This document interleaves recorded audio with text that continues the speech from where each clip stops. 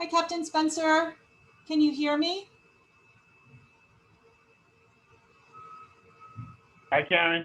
Hello. Good morning. Good Good afternoon. morning. Good afternoon. Oh, well, close. Close.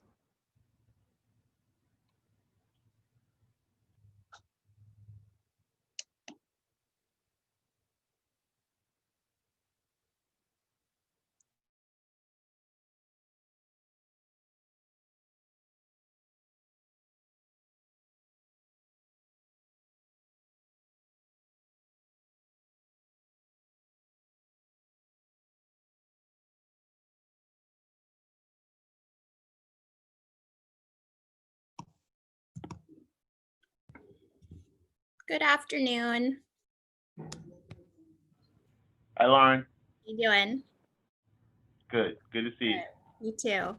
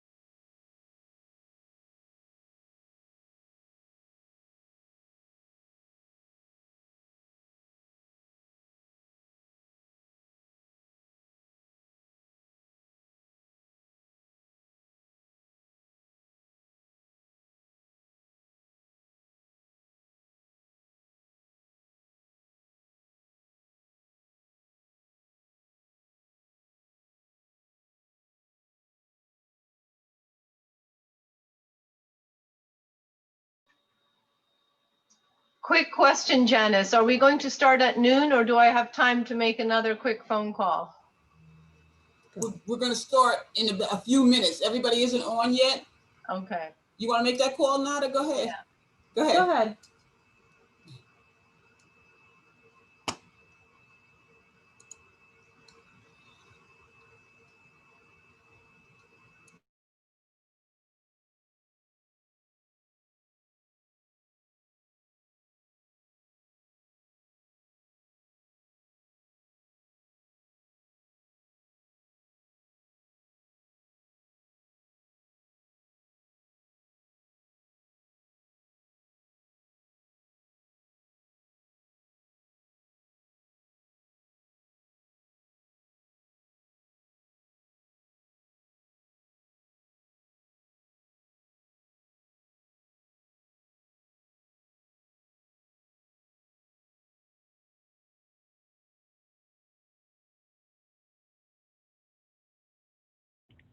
Janice, Karen. Chief Costelli Costelli's a slight delay. He's Okay, going to be on a few minutes. He just Okay. wanted me to let you guys know that he's going to be delayed a few minutes. okay, Thank you. got it.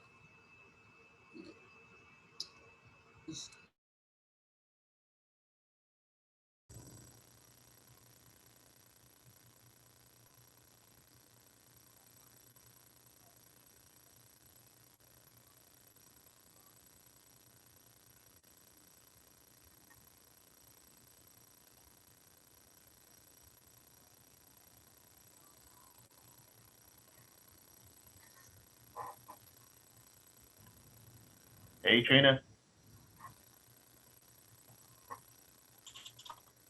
Hey.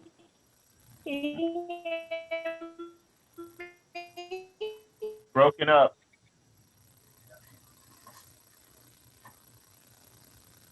Hey, Judy. Hey, Commissioner. Frank, don't get me in trouble. How you doing? I'm good.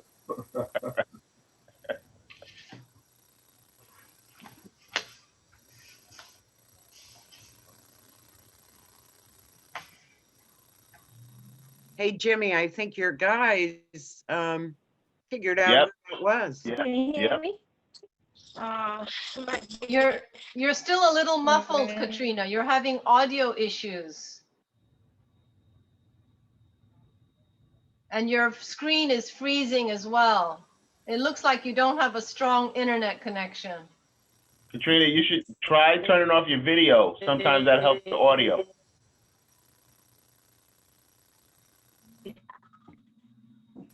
Could be. I can hear you. Yep, that works. Okay, let me see if I go to another area. Okay. You're unmuted. Good afternoon, everyone. Good How afternoon. you doing? Okay, we're gonna start out by getting some feedback from last night's session. Anybody got comments? I want to say I really appreciate Katrina Okay. sharing because How- that could not have been easy for her. Yeah. And what I learned from Katrina is that I feel like Black people are living in almost a parallel world, and I feel it's really important for us to hear their stories. And it's just not fair how Black people continue to be abused. And I think we all have to make a commitment to end this abuse and treatment of Black people in the United States, not just from policing institutions, but from all institutions. So I just want to share my appreciation to Katrina because I think it really took courage to do that. I agree with you, and I'm so thankful you're on this committee. I'm really thankful because I feel the same way. Anybody else have been, You're muted, Chief.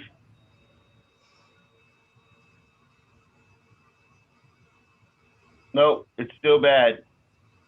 Hold on. This is Frank. I wanted to ask Chief and Captain Spencer, are there any cameras in that area that Katrina noted last night? Can you hear me? Yeah, you're on, Chief. So, yes, there are cameras in there. I don't know in 1995 if there are any cameras. But there have been for several years. No audio, but there are video cameras covering the whole area of the booking area. And the one thing I had to say, in a short period of time, I know I have met Katrina prior to this committee, but in the short time that I've got to know her a little better, I know that she is a good, honest person. And listening to her story last night, you know, I absolutely, just as a police officer, forget about being the chief of this police department. I'm very proud of it. I was appalled and ashamed at her story, and that she had to go through that. You know, maybe it's a little too little, a little too late, but on behalf of the police department, certainly on a personal level, but on the department level, I apologize to you for what you had to go through. I don't think that there's anything more that I could say to try to make this right, but certainly, and I know Captain Spencer feels the same way, and I know a lot of other people that I work with feel the same way, that I would like to believe that wouldn't happen in today's police department. Certainly not with me as the chief, certainly not with Captain Spencer in the position that he is. And it's definitely something that we try to make sure that doesn't happen. And I can tell you that I will take the lesson from this, and I'll let other cops know about it. I have no doubt that what Katrina said was true. And just listening to her. Chief, can I jump in? Can I just jump in a little bit?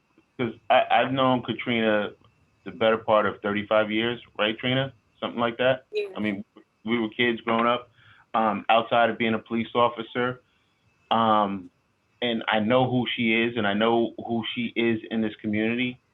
I have no doubt in my mind that what she said last night was exactly what happened to the T.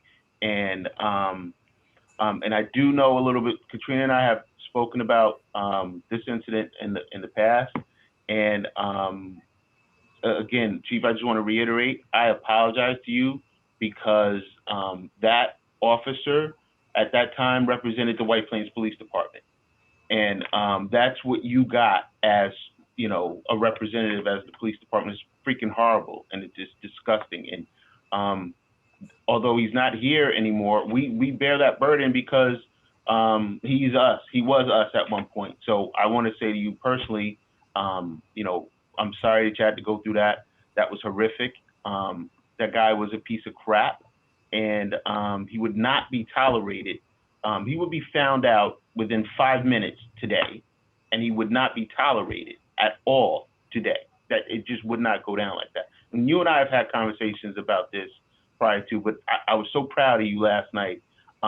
You were courageous telling your story, and I forgot that I was a police captain watching you. I was just Jimmy and listening to Trina talk, and thank you for putting that out there for the public. Thank you. And just to add one final thing, I think, Katrina, you said something about that you still appreciate the White Plains Police, or you had some nice comments toward the end of your stories. And the fact that somebody who went through that can still have some appreciation for the police department, I can't thank you enough. If there's somebody that might have way more animosity and way more distrust, it would be you. And the fact that you actually had some kind words for us is a testament to the type of person you are, and I absolutely appreciate that. So again, thank you.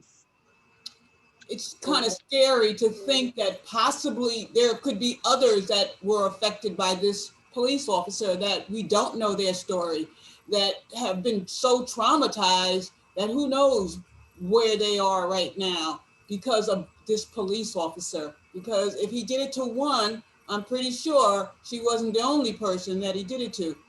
So what measures have been put in place? You're absolutely right. You're absolutely right, Janice. And I just want to speak, Chief, before the chief fires me, I just want to get this out here.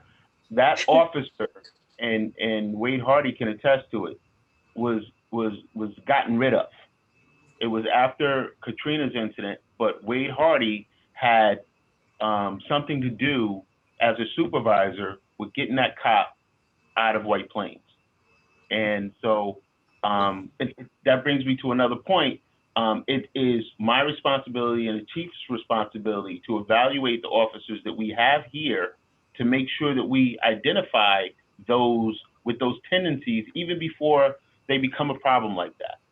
So it's on the supervision, it's on the executive command staff, the command staff, and all the supervisors to evaluate these officers and assess them for their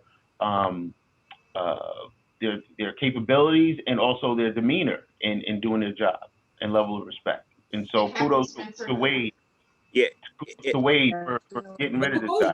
it wasn't just one officer, because other officers was watching this behavior and not doing anything to help, or they didn't intervene. If I'm remembering the story correctly, like people were around and she was asking for help. And they were laughing at her. People were just walking around like it was a show.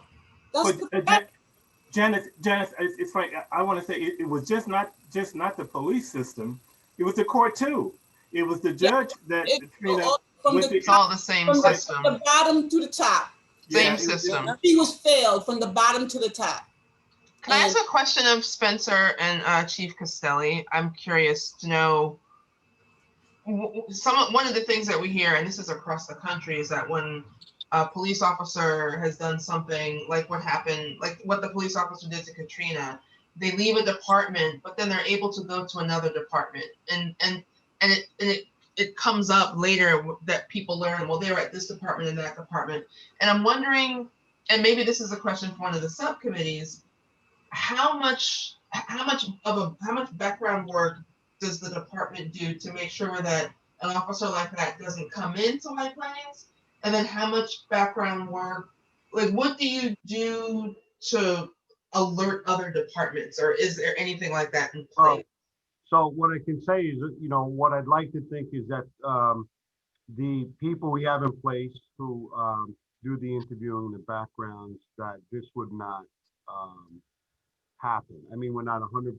There are people that certainly we hire that don't turn out to be the people that we thought they were, but those are few and far between. And certainly, I honestly don't think that in the last several years, I can say we have anybody of that negative caliber on our job right now, due to the way we hire right now.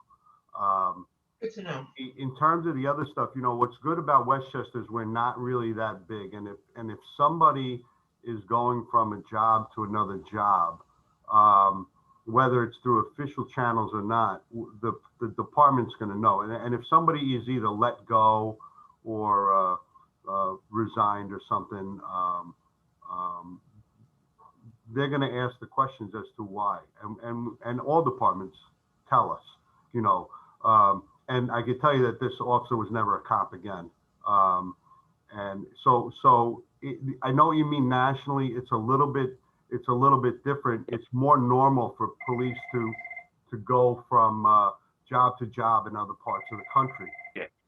Part of it's because the cop in other parts of the country, they get certified in the police academy before they get a job.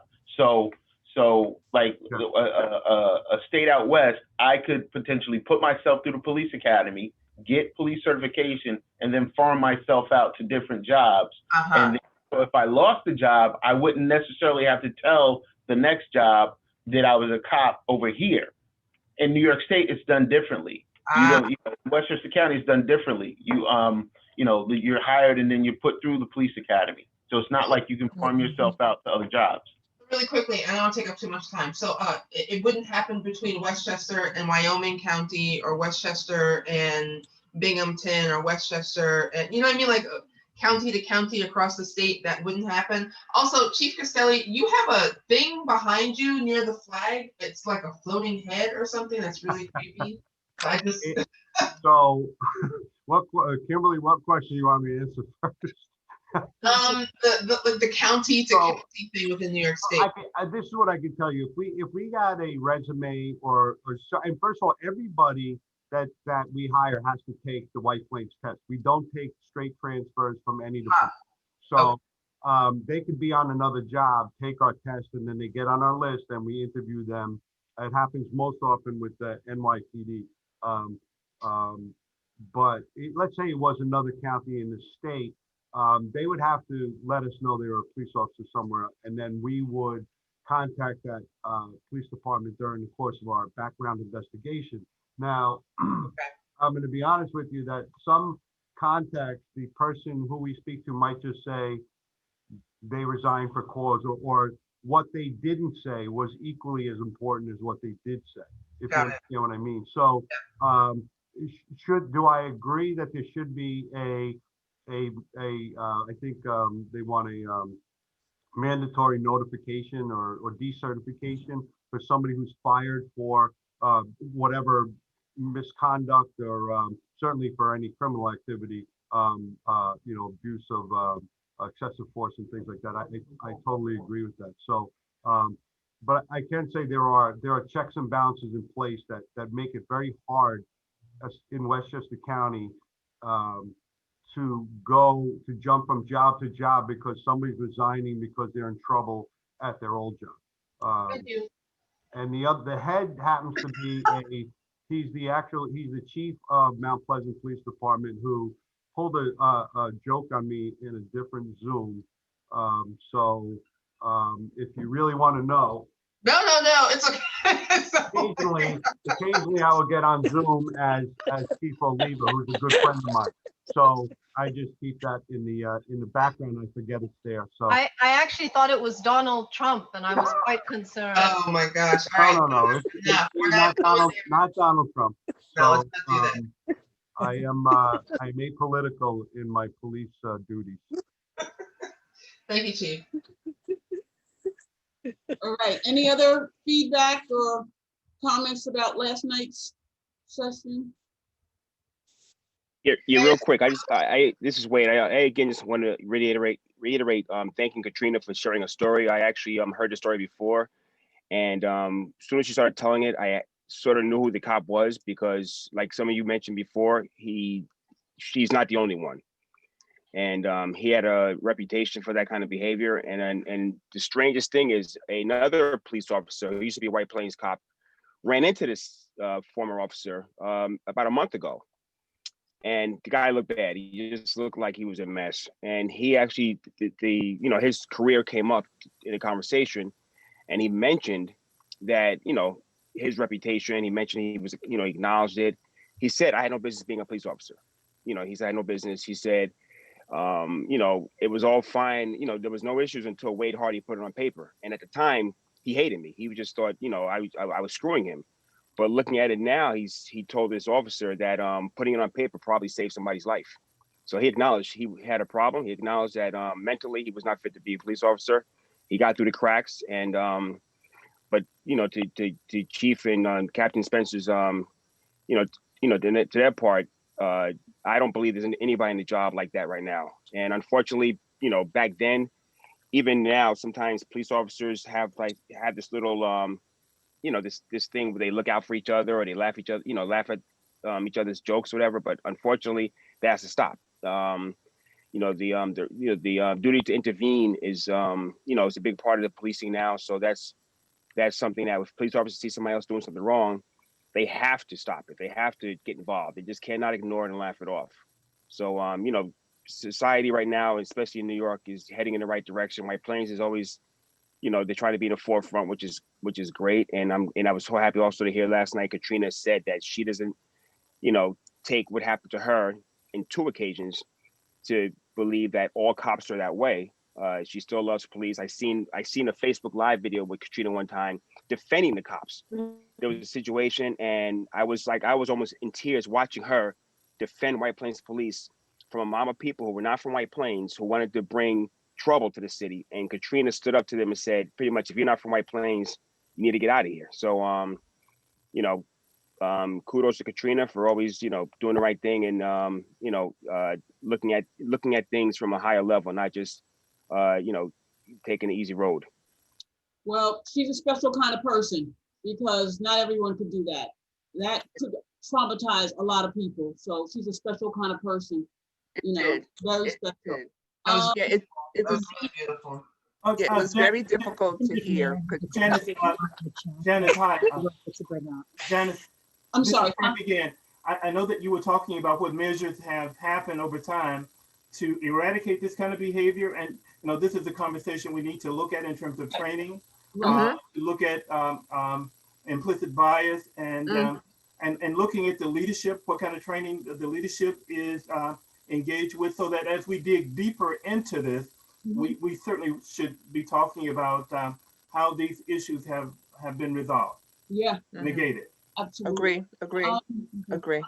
There's one other point before we wrap up on this item, is that What I'd like to mention is sort of a restorative justice aspect of what happened to Katrina, because I really appreciate hearing our current police leaders apologize to her. But I think we need to recognize that this incident had lifelong repercussions for Katrina. It impacted her job prospects. She was about to be offered a job with NYPD. It derailed her career prospects.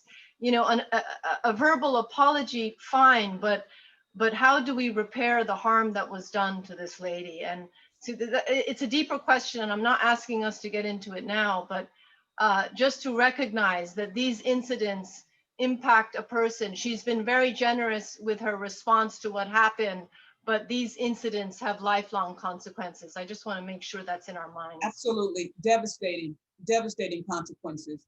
And I think White Plains is, you know, should be grateful for a person like Katrina.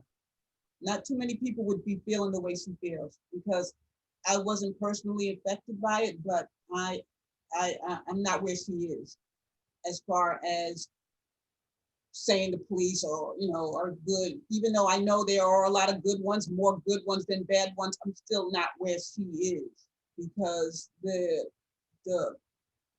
trauma of going through something like that. You know, you start off as an innocent person riding in your car, and then all of a sudden your world is turned upside down, you know, upside down. And that's the worst. That's the worst. And that is something that drove me to become involved with police brutality, because of the fear that I have when my kids are on the road, or when my friends' kids, when Black people are on the road, the fear that Black parents have, it's undeniable. And I don't know if I could do or feel the way Katrina does. So, you know, and I just wanted to add, it took a lot of courage for you to relive that, you know, and it's admirable. So I just have to acknowledge that, Katrina. I don't know if I would be that brave, but I have to acknowledge the courage it took for you to stand up and recount what happened. So thank you. Thank you for that story, because it's going to give us a lot.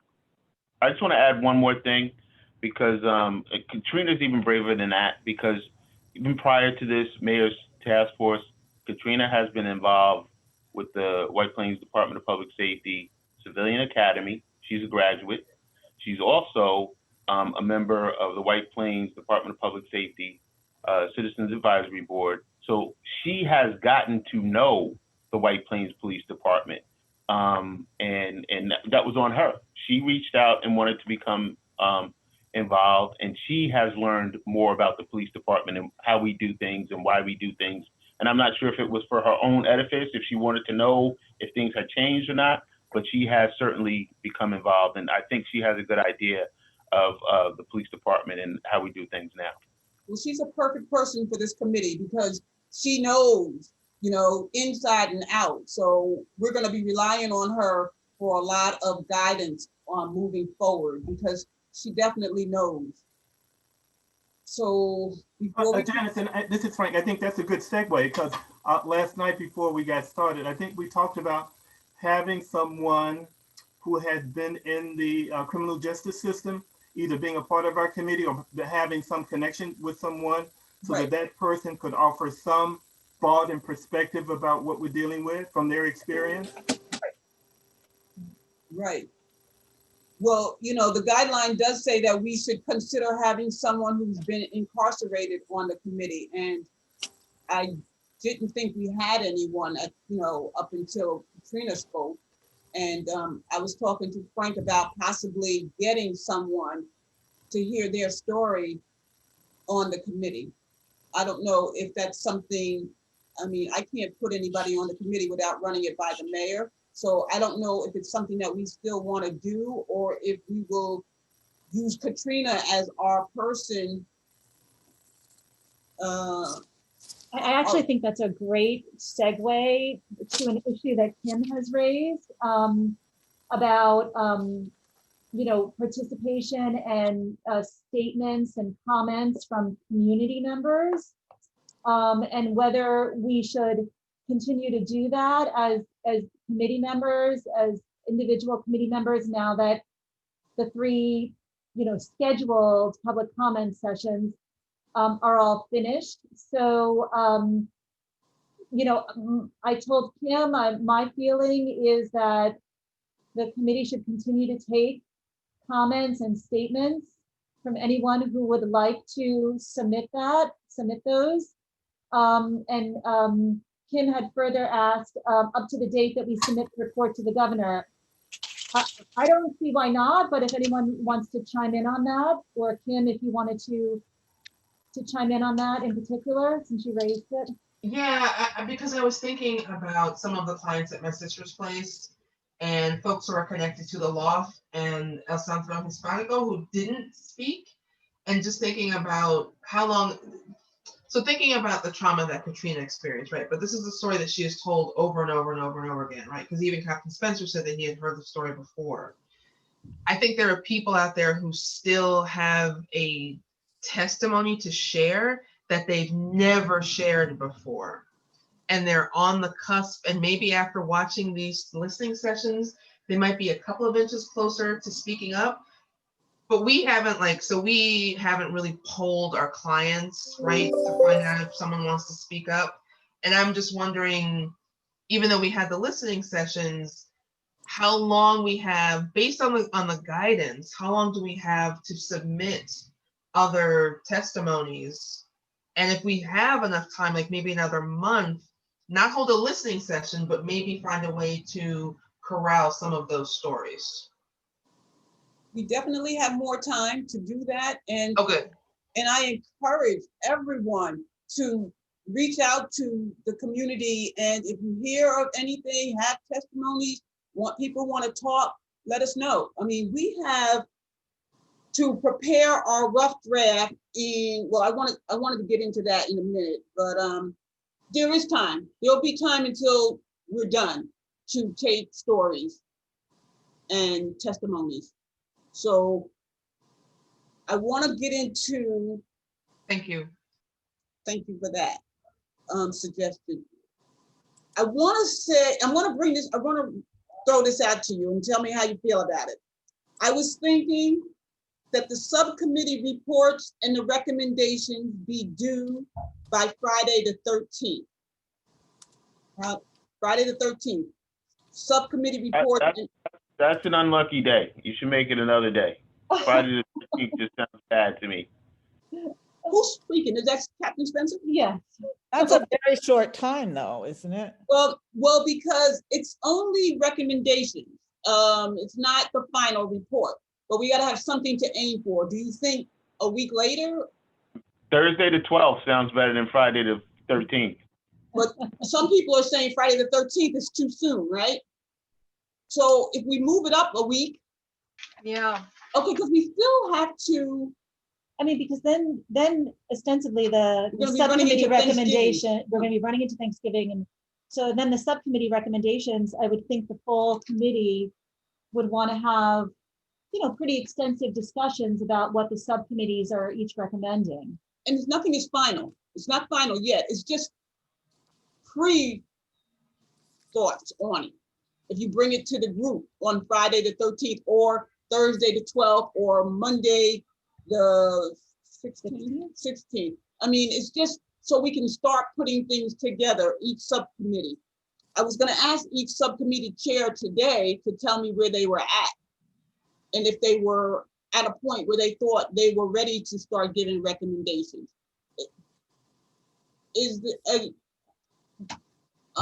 Frank, you're the chairperson of community engagement? No, that's Reverend Trollinger, but I'll reach out to him. Do you guys feel that you're ready to start putting recommendations together? I can't say because, we did have one meeting, so we'll have to get back together ASAP and see what we can come up with. Okay. So, Katrina, you're the chairperson of Transparency.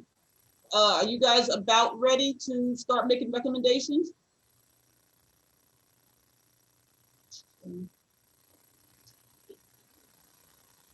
I'm not sure if she can hear us. Okay.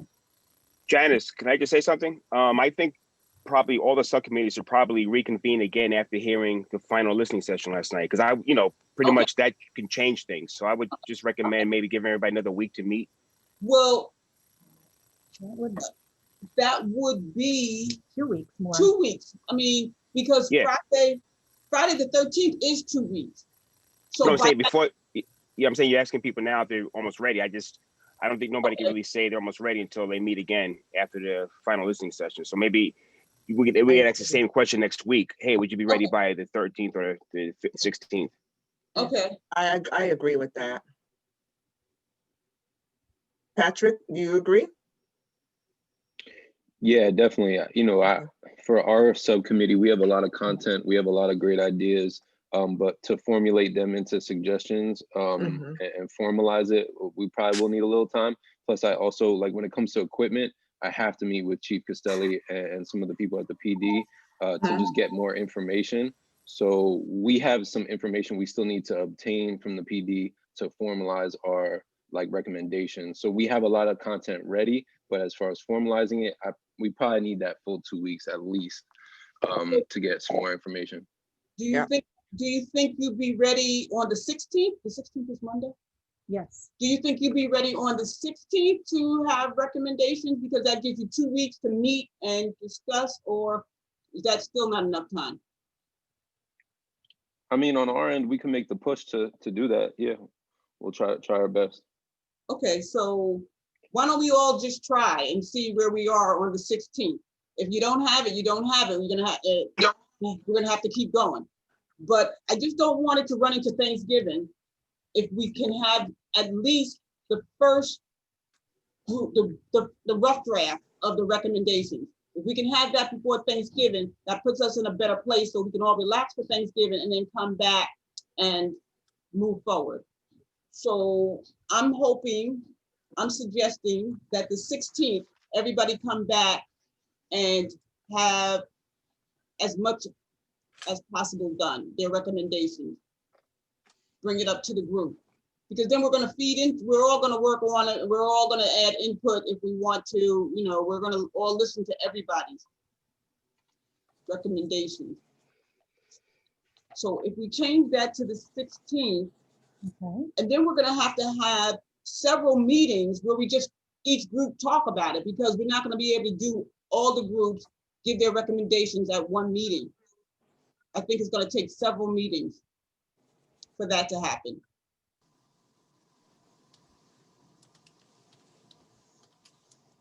Yeah, I agree. I think maybe the 16th, if maybe 2 or 3 subcommittees are ready to present and the other ones aren't, at least we can get the ball rolling on at least 2 or 3 out of the 5. Like you said, it's, go ahead. Like you said, it may take several meetings. So at least the first meeting we could knock out a couple of them just to have an idea where we're headed for the most part. Are we gonna have another meeting next week? Whatever you guys like. Sure. Okay, so I don't have a calendar in front of me. What's next week? Next Friday is the 6th. Okay. Actually, what I'm thinking, Janice, is perhaps next week, all the subcommittees should really plan to meet to start moving towards finalizing their recommendations. Perhaps this general group can meet the week after. Okay, so you don't.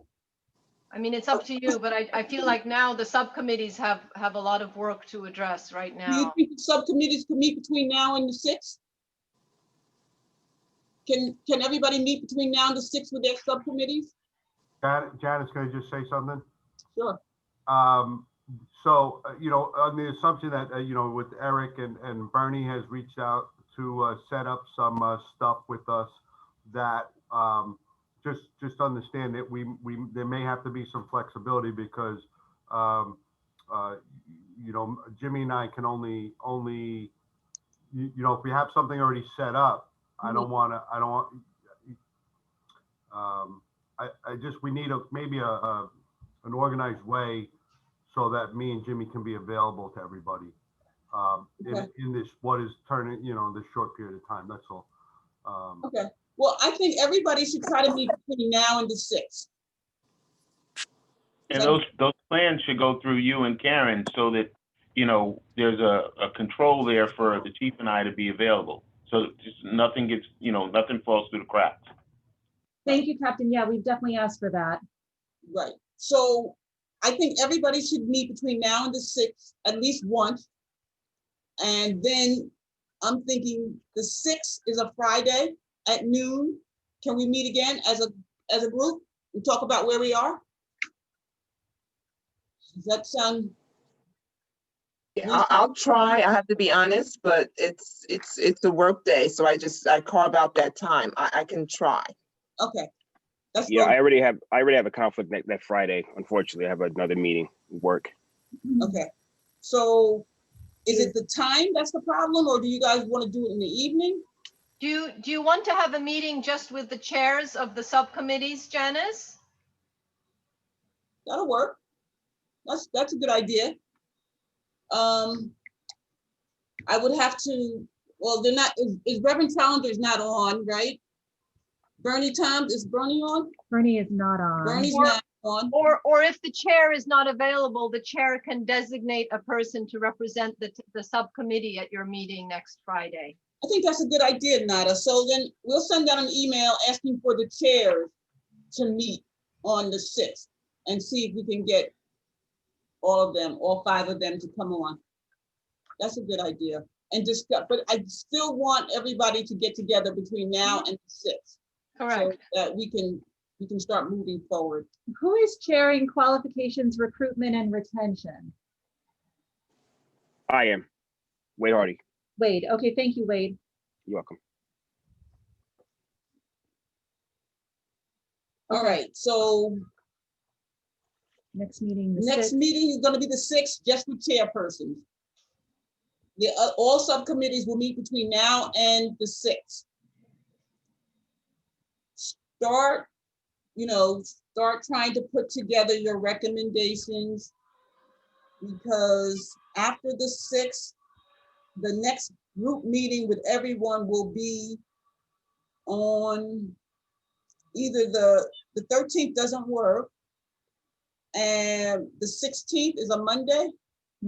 So I think I'm gonna ask everyone to come back on the 16th, the whole group. Those that have recommendations ready, we'll take them and we'll listen to them. Those that don't, we'll get another week to try to get it together. So is everybody good with that? Yes. Okay. So, Yes. all right, so chair people. Is that at noon, the big one, the big meeting on the 16th? Or when? Does the noon work for most people? I would prefer evening. Should I do that one in the evening? We can do it in the evening. It works for me. It's a Friday, right? I mean, it's a Monday. It's a Monday. It's a Monday. We could do, it doesn't have to be, we could do 5:30, 5 o'clock. 6 Marie, o'clock. what do you think? What time are you looking at? I just prefer evening to afternoon because of work. That's any time in the evening is fine with me. If we could do 6, because I have a 7 o'clock board meeting on the 16th. We could do 6. Does 6 work for everybody or for most of you? The 6 on the 16th. Okay. The chief? 6 is good. The chief, you good with that? Oh, yeah, I'm good with that. I have one question. The chair, the 13th meeting, and you don't have to answer now, but just let me and Captain Spencer know if you want us on that too, because I know sometimes the meetings are not. Just let us know if you want us to be participating in the chair meeting also. In the one on the 6th? On the 13th. Next. No, on the 6th. Yes, I'm sorry, on the 6th. On the 6th? Yeah. To be honest with you, you and the captain can come on any meeting. Okay. I would encourage you to be part of as many meetings as you can make. It wouldn't hurt, because you're going to be right there. We have questions we can ask you. So we're using you two as resources, so feel free to come on any meeting that we have. Okay? I'm encouraging that. If not both, one of you. Thank you. Okay, so just to make sure we're Can I put some ground rules then? Friday evenings, can we like block that off of the calendar? Agreed. Say Agreed. that again? No meetings on Friday evening. Oh, you don't like Friday evening meetings? No, I love Friday evenings. That's why I don't want to have meetings. Oh, okay. Exactly. Okay. We'll make a note of that. So we're good. We're Chair good. people, He's chair just people. talking. He doesn't have a social life. Okay, so we're good, right? We have chair people on the 6th and the regular meeting on the 16th. Right, I'll send out Zoom invitations for both. Okay. Any other comments, questions, or any other issues, concerns? Okay. All right. Thank you, guys. Have a nice Halloween. Be Thank safe. you. Be safe. All right. You know, Yeah, be safe. yeah, Yep, go vote. Go Yeah. vote. Go vote. Yeah, and if you didn't Go vote, go vote. I voted. Everybody go vote if you didn't vote. I did. I voted. Yeah. Take care. Okay. Have a good one. Take it easy. Bye-bye. All right. Bye-bye.